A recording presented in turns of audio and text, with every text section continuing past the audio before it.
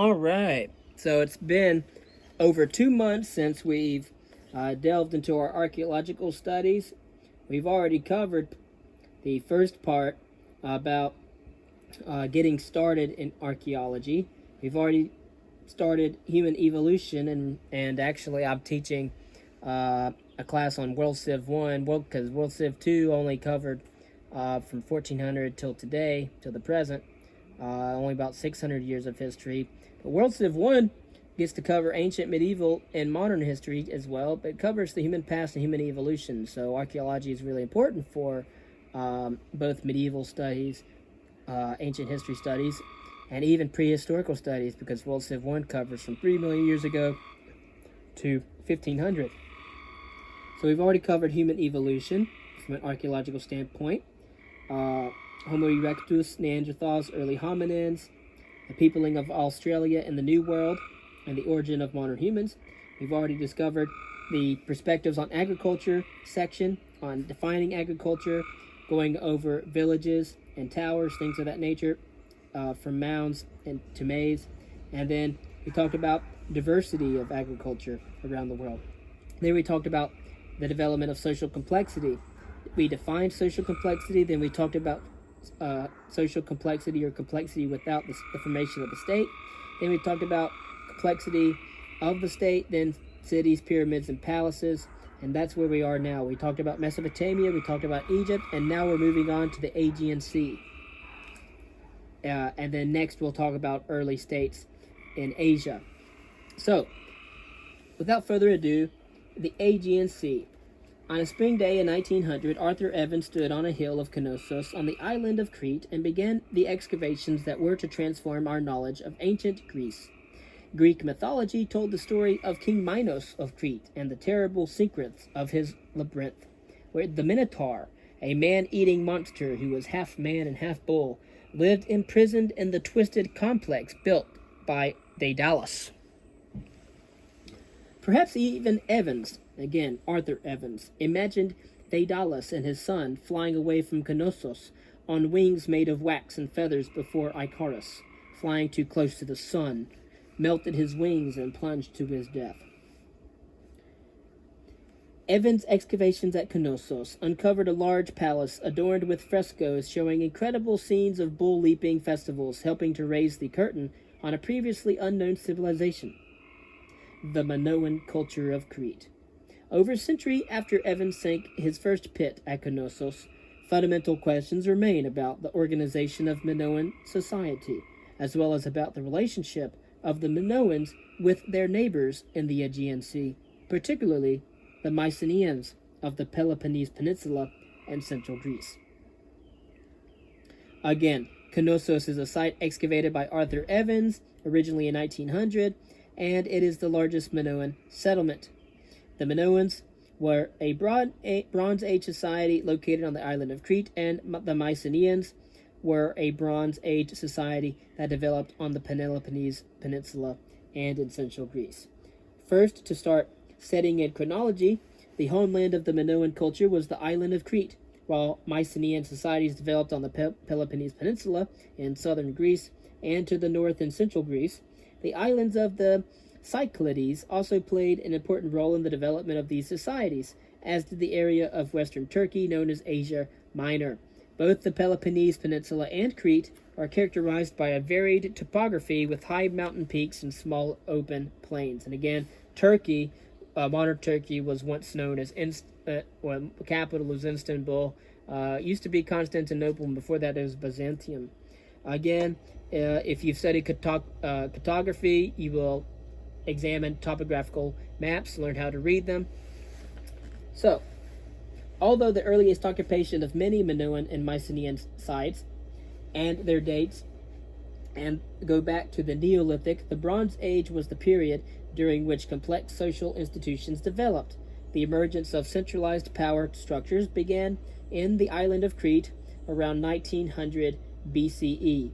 During the Proto-Palatial and Neo-Palatial periods, it was almost 500 years until similar institutions developed among the Mycenaeans around 1500 BCE, and after this time, During a period known as the late Minoan 233b, there is evidence in Crete for strong Mycenaean influence on Minoan society.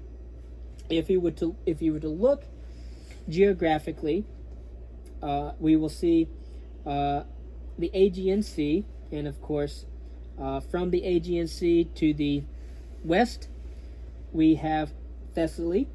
To the east, Asia Minor. To the northeast, Troy. To the north, Thrace. To the northwest, Macedonia. And of course, as we have said, to the west, Thessaly, and keep going to the Ionian Sea. And then a little bit to the southwest, we have Athens and the city of Attica. And if you keep going, we have Mycenaean on the Peloponnese Peninsula, along with Pylos and Sparta. And then also to the south, we have the Cyclades Islands, Thera, where we have the site of Akrotiri or Santorini, which we will discuss later. And then to the very south, we have Knossos on the island of Crete before entering the Mediterranean Sea. We can also compare palaces of the Minoans and the Mycenaeans. Archaeologists have tended to paint a picture of the Minoans and Mycenaeans as polar opposites, with the Minoans playing the role of peace-loving flower worshippers and Mycenaeans cast as aggressive warriors. It is true that while Minoans appear to have left their settlements exposed, the Mycenaeans often surrounded their citadels with massive fortification walls, including the monumental Lion Gate at Mycenae. However, the picture of the Minoans and Mycenaeans as archetypal opposites does very little to help us understand why these societies differed and obscures their similarities. Lion Gate was an important example of Mycenaean defensive architecture. And then we're going to go over the early state modules, which is Colin Renfrew's term to describe autonomous political units. And Colin Renfrew is one of the proponents of post-processual archaeology, which differed from Lewis Benford's new archaeology, the new archaeology. And one tries to see things from like standing out and looking inside. One says that we could stand inside the culture and actually see things the way they saw them and experience things the way they experienced them. But the other view is that we can't truly know how they experience things or how they live, but we can step on the outside from our culture, look at the material culture, what they left behind, and just understand those cultures and societies and civilizations by the material culture they left behind. Again, there is that. Colin Renfrew's term to describe autonomous political units is the early state modules, and his term to describe the full range of exchanges taking place between autonomous socio-political units is called peer polity interaction. Colin Renfrew in 1986 referred to such units as early state modules. The interaction between early state modules, or what Renfrew calls peer polity interaction, has the potential to fuel the development of social complexity, since change within each polity has an effect on its neighbor. John Cherry in 1986 also argued that the development of the Minoan states fits very well with the model of peer polity interaction. Recently, a number of archaeologists have questioned whether the hierarchical organization characteristic of state society actually existed on Minoan Crete. The concept of heterarchy has been advanced as a better framework for understanding the organization of Minoan society.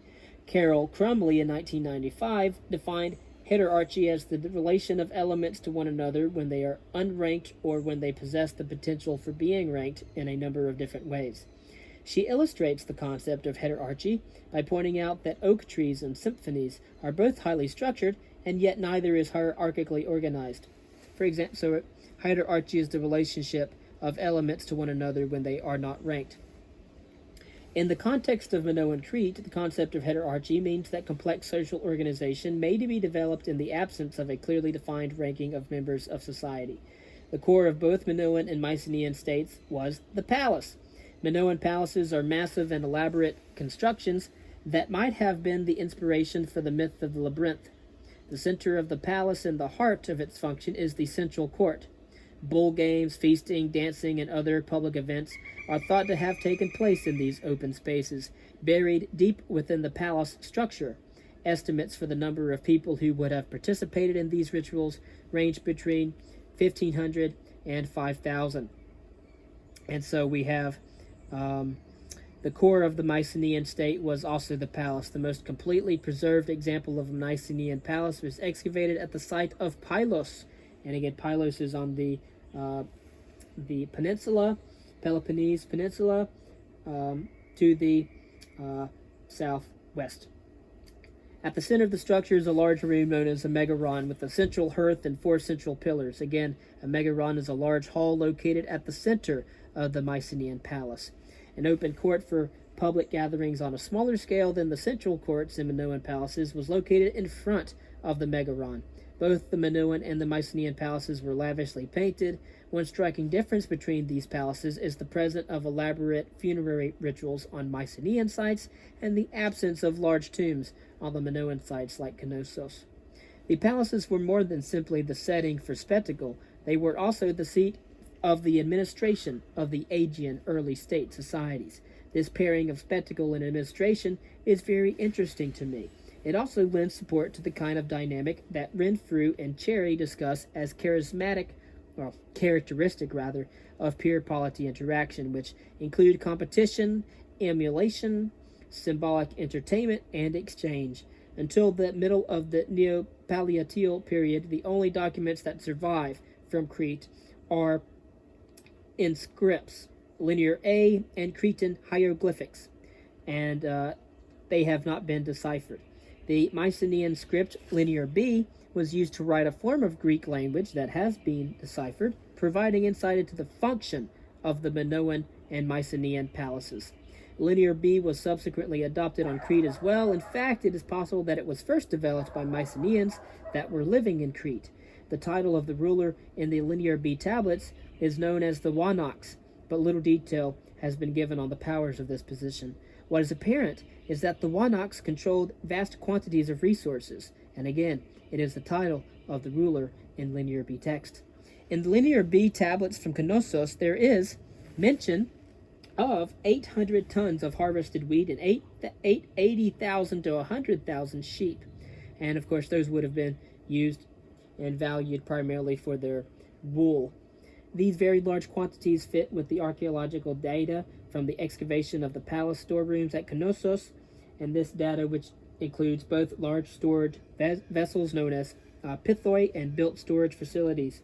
Again, you can see there was a large storage room at Knossos with large ceramic storage vessels, and those vessels were known as pithoi.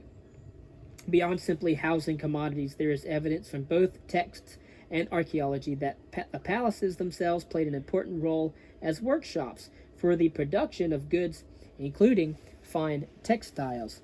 And of course, there are hieroglyphics that you can see there, and also frescoes as well, we will get to later. The palaces of the late Bronze Age Aegean controlled the production of basic commodities, housed the manufacture of finished goods, and hosted large-scale spectacles and feasts. However, the palaces were part of a broader cultural landscape. Estimates for the population of Minoan and Mycenaean settlements are very difficult to determine with a high degree of accuracy. Current estimates, however, place the population of Knossos at around 15,000, just a little, couple thousand, 3,000 less than the city that I live in. Knossos was the largest settlement in Crete, so this can be taken as a maximum size for a Minoan town. Archaeological research in the Aegean includes a heavy emphasis on the use of surveys in order to gain an understanding of the countryside beyond the palace and surrounding settlement. For example, a survey in the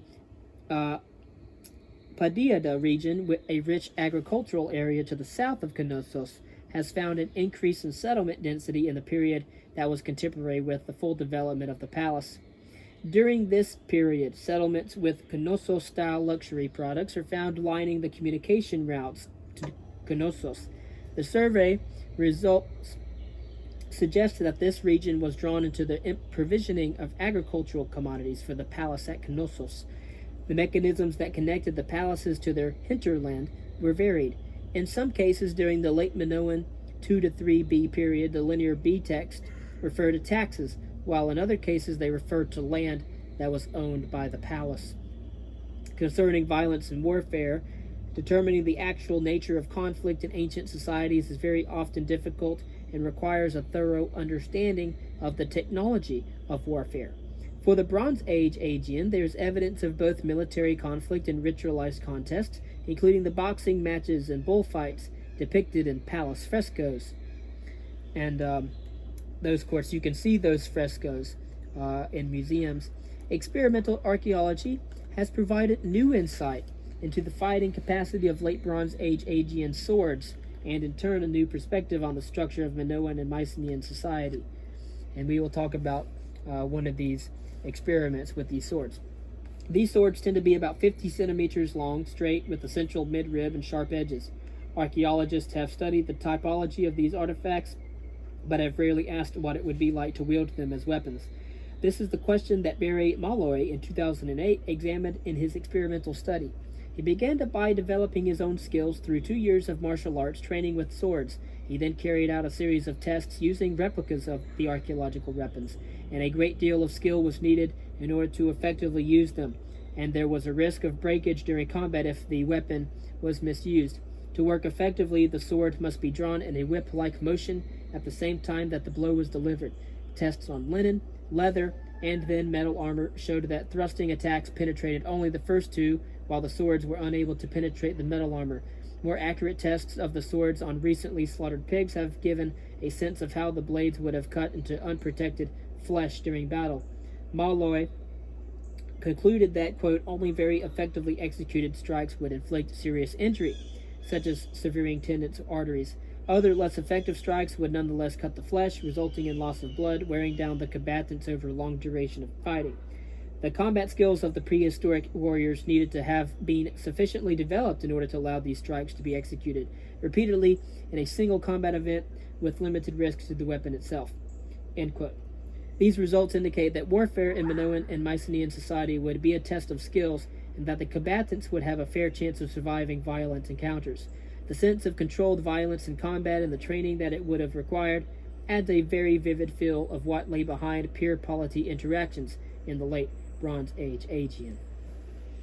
Then there's the eruption of Santorini and its impact. At the site of Akrotiri on the island of Thera, visitors can walk through a late Bronze Age Cycladic town that has been preserved under the ash deposited by the volcanic eruption that devastated the island, also known as Santorini. And you can see frescoes from the sites of Akrotiri in museums.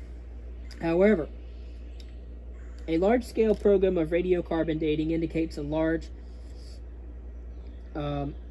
age slightly earlier than 1600 BCE for the eruption of Thera.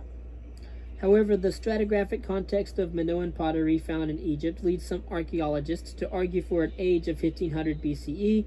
The excavators and excavations at Akrotiri provide a unique picture of life in a late Bronze Age Cycladic town, and also give important evidence about the expansion of Minoan influence from Crete into the Cycladic islands.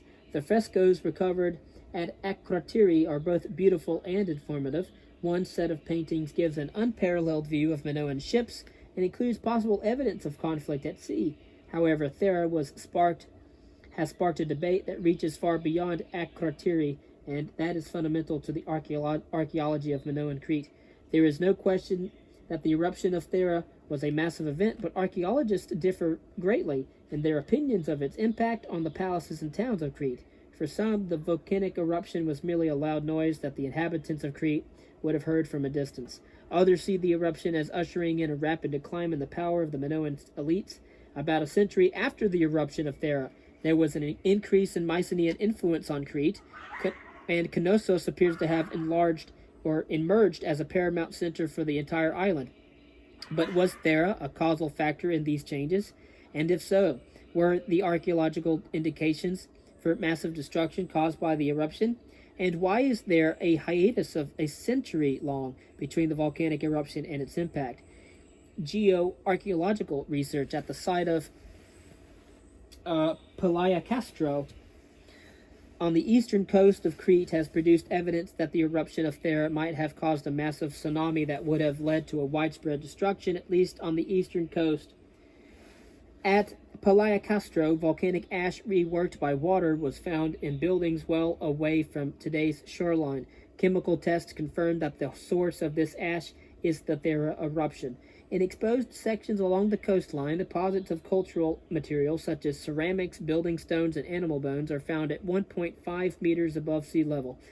Based on the geoarchaeological data, it is suggested that as a result of the eruption of Thera, a tsunami as high as 9 meters hit the eastern coast of Crete. If this is true, this would indicate that the eruption had a catastrophic impact on the people living at Palaiocastro and other towns along the eastern coast of Crete. However, to date, there is little evidence of a tsunami on other coastal Minoan sites. Even if this evidence of a tsunami holds up, it does not completely explain the impact of the Thera eruption on Minoan society, as there is no widespread evidence for upheaval across Crete until approximately 100 years after the volcanic eruption. One possibility is that the eruption led to the destruction of Minoan naval forces, leaving the island vulnerable to attack by Mycenaeans. Another possibility revolves around the source of authority of the rulers of Minoan Crete. If the Thera eruption did lead to calamity, this could have shaken people's faith in their leaders' ability to provide safety and stability. The result of such a crisis might have been a gradual shift to a more bureaucratically centralized way of life, but we do not know. To sum up the evidence, the development of social complexity in Minoan and Mycenaean Crete, or Greece, rather, might have been the result of pure polity interactions between multiple early state modules. However, archaeologists are increasingly questioning whether the model of a hierarchical state fits with the evidence from Minoan Crete. For both Minoans and Mycenaeans, the palace was the core of the state. These massive complexes served as large-scale storage facilities, the seat of administration, and the site of public spectacle. The nature of violence and warfare, particularly among the undefended Minoan centers, is an intriguing question. Were they attacked by the Mycenaeans? Experimental study of swords suggested that combat was highly skilled and perhaps not always lethal. One of the major questions that faces archaeologists working in the region today is the impact of the eruption of Thera. This debate includes both empirical questions such as the validity of the evidence for a tsunami, and then more interpretive questions that examine how such a disaster would influence the nature of Minoan social organization.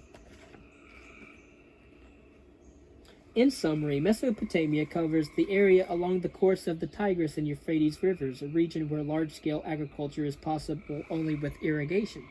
Urban sites appear in Mesopotamia during the Uruk period, 4000 BCE to 32 BCE.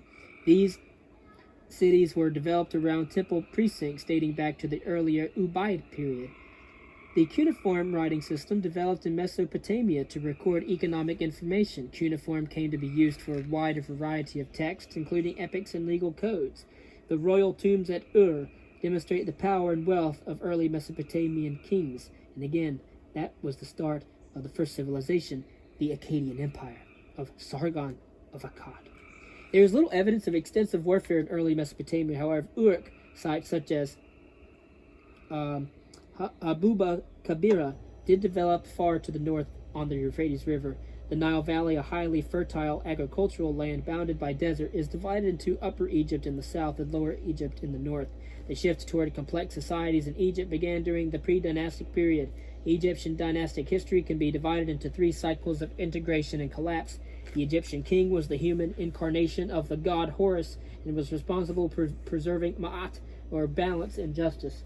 Scribes played a critical role in maintaining the organization of Egyptian society, and the earliest royal tombs are found at Hierakonpolis and Abydos.